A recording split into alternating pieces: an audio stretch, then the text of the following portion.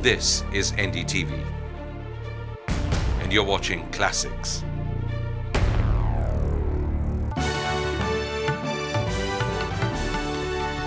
आप देख रहे हैं टॉकिंग हेड्स और हम बात कर रहे हैं लता मंगेशकर से। आपने कहा है कि अगर आपको ज़िंदगी में संगीत का सफ़र दोबारा शुरू करना पड़े तो आप शास्त्रीय संगीत बहुत गहराई से सीखना चाहेंगी। क्या आपको कभी ऐसा लगता है, कुछ अफसोस लगता है कि शुरुआत में आपको शास्त्रीय संगीत सीखने का मौका नहीं मिला? नहीं, मुझे मौका तो मिला, क्योंकि मैं बचपन से सीखती आई हूँ। मेरे पिताजी से सीखा, फिर अमान अली खां साहब से, अमानत खां से।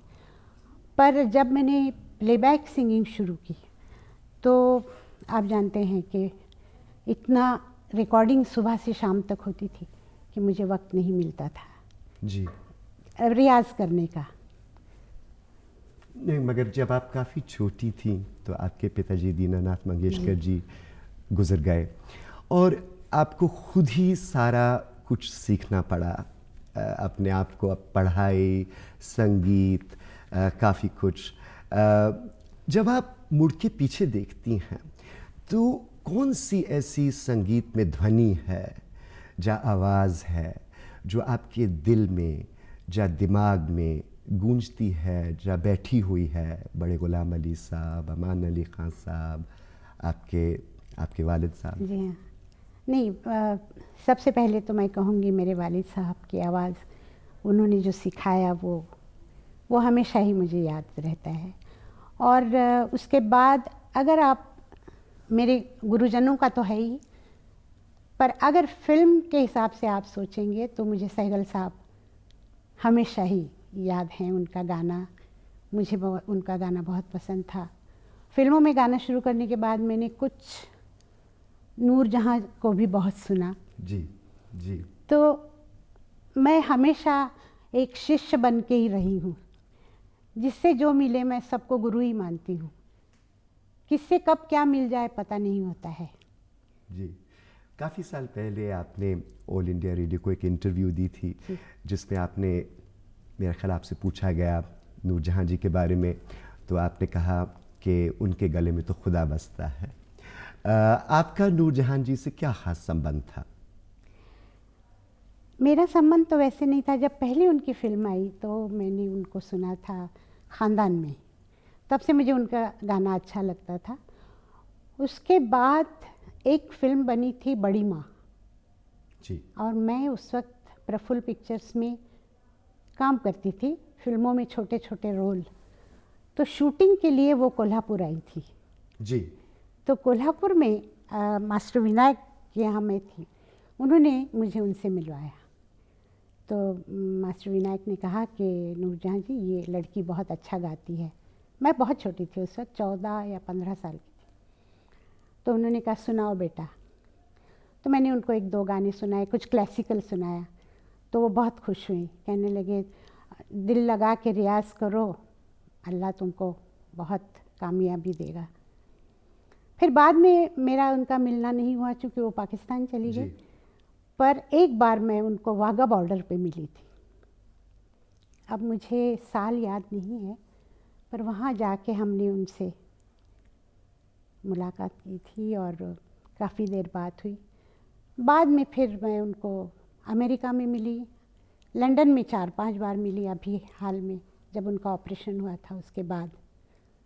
और अभी कुछ दिन पहले मैंने उनसे कराची में बात की। तो अभी भी उतना ही प्यार है, हाँ, वही पुराना रिश्ता, संबंध चलता आ रहा है। अब बस एक छोटा सा ब्रेक के बाद लता मंगेशकर के बातचीत का सिलसिला जारी रहेगा।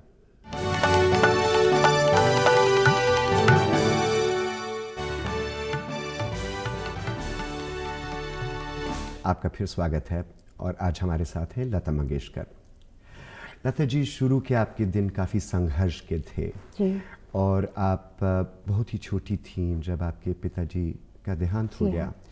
और सुनने में ये आता है कि उनके देहांत के कुछ ही दिन बाद आपको पूरे अपने शो का मौका भी नहीं मिला, आपको स्टेज पे जाकर नाटक करना पड़ा। क्या ये बात सच है? जी नहीं, मैं उनके देहांत के बाद 1-2 महीने के अंदर मैंने नवयुग फिल्म में काम शुरू किया और उसमें मैंने एक हीरोइन की बहन का रोल किया था। तब मैं 13 साल की थी और स्नेह प्रभा प्रधान करके बहुत मशहूर एक्ट्रेस थी, उनकी बहन का रोल किया था और 1-2 गाने भी थे उसमें मेरे। तो वहाँ से ये सिलसिला शुरू हुआ कि फ़िल्मों में काम करना पड़ेगा, क्योंकि मेरे ऊपर बहुत बड़ी जिम्मेदारी थी। हम 5 भाई बहन, मतलब 1 भाई मेरा और 4 बहनें, माँ, तो इनको सबको देखना पड़ता था। तो फिर हम लोगों ने पूना में, हमारा एक घर था छोटा सा, वो बेच डाला और एक दूसरे मकान में हम लोग किराए के गए और फिर फिल्मों में काम करना शुरू किया। एक फ़िल्म ख़त्म होने के बाद फिर मैं कोल्हापुर चली गई और कोल्हापुर में मैंने मास्टर विनायक के यहाँ प्रफुल्ल पिक्चर्स में मतलब नौकरी कर ली। सुबह से शाम तक हम लोग जाते थे जी। और उनकी जो फिल्में बनी उस वक्त, उसमें मैं छोटे छोटे रोल करती थी। मगर उन दिनों की मेहनत का जो सबसे बड़ा मकसद क्या था? अपने अपने अपने परिवार की परवरिश या संगीत की? नहीं, बिल्कुल परिवार को संभालना बहुत ज़रूरी था। मेरा भाई उस वक्त बहुत बीमार था और उन सबको देखना मेरा एक कर्तव्य सा था। फिर आप मुंबई आई और सुना जाता है कि आप लोकल ट्रेन से दूर दूर आपको रोज़ स्टूडियो जाना पड़ता था। सही बात। और सुना है कि ट्रेन के सफ़र में आपका दिलीप कुमार से भी मुलाकात हुई। वो भी अपना करियर शुरू कर रहे थे। आपका उनसे इतना पुराना संबंध है, वो क्या तभी का है और कैसे मुलाकात हुई? उनसे मुलाकात हुई थी ट्रेन में। उस वक्त क्या था कि सभी लोग ट्रेन में जाया करते थे, मतलब अनिल विश्वास, मैं और वो एक दिन थे। तो अनिल विश्वास जी ने कहा कि यूसुफ, ये लड़की बहुत अच्छा गाती है। तो कहने लगे कहाँ की है? तो उन्होंने कहा कि महाराष्ट्रियन है। तो उन्होंने कहा अरे फिर इनके तलफ़ुज़ कैसे होंगे? तो वो दिन मुझे ऐसे याद रहा कि मैं घर आके मेरे एक पहचान के थे शफ़ी करके, उनको मैं भाई कहती थी। मैंने उनको कहा कि मुझे उर्दू पढ़ने का शौक़ है, मैं सीखना चाहती हूँ, क्योंकि अभी ऐसे गाने आएंगे जिसमें मुझे उर्दू की ज़रूरत होगी। चूँकि उस वक्त तो मेरे तलफ़ुज़ बिल्कुल मराठी, मतलब पता चलता था कि महाराष्ट्रियन है। फिर मैंने सीखना शुरू किया और आप शायद आपको याद होगा, ज़िया सरदी करके थे, वो बड़ी माँ में लिख रहे थे और वो कोल्हापुर आए थे। तो मैं उनसे जब बात करती थी तो वो हमेशा कहते थे कि बेटा ज़रा अपने तलफ़ुज़ ठीक करो। तो मैं उनको कहती थी कि मैं महाराष्ट्रियन हूँ और यहाँ कोल्हापुर में मैं क्या मेरा तलफ़ुज़ ठीक करूँगी? तो कहने लगे हम आपको बताया करेंगे। मैंने कहा ठीक है। तो वहाँ से मैंने थोड़ी सी उर्दू पढ़ना शुरू की, हिंदी भी पढ़ी मैंने जी। और साथ साथ फिर काम भी चलता था। तो मैं सुबह समझिए मैं 5 साढ़े 5 बजे उठती थी, थोड़ा सा रियाज़ करके और फिर तैयार होके मैं निकल जाती थी घर से। पैदल मैं स्टेशन जाती थी, वहाँ से ट्रेन पकड़ के मैं फिर दूर दूर तक जाना पड़ता था, अंधेरी और गोरेगांव वगैरह। तो ज़्यादा काम होता था मालाड में और इस तरह काम शुरू हुआ। लता जी, एक ज़माना था जब आप रसिक बलमा जैसे गीत और शंकर जयकिशन जी के और आर डी बर्मन के, और ये भी ज़माना है कि आप मणि रत्नम का जो एक गाना है दिया जले, वो भी गा रही हैं। उन गानों में और आजकल के गानों में अहम फ़र्क क्या है? फ़र्क तो ये है कि